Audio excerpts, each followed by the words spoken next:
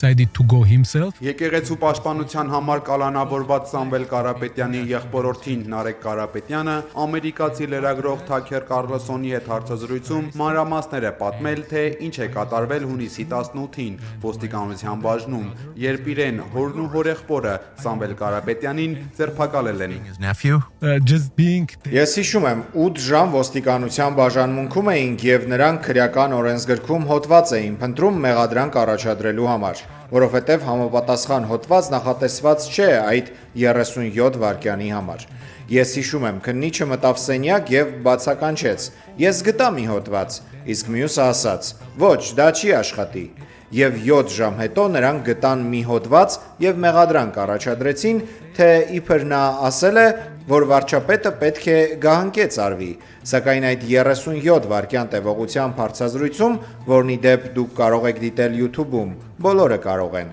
չկա ոչ մի խոսք ոչ վարչապետի, ոչ էլ այլ բանի մասին։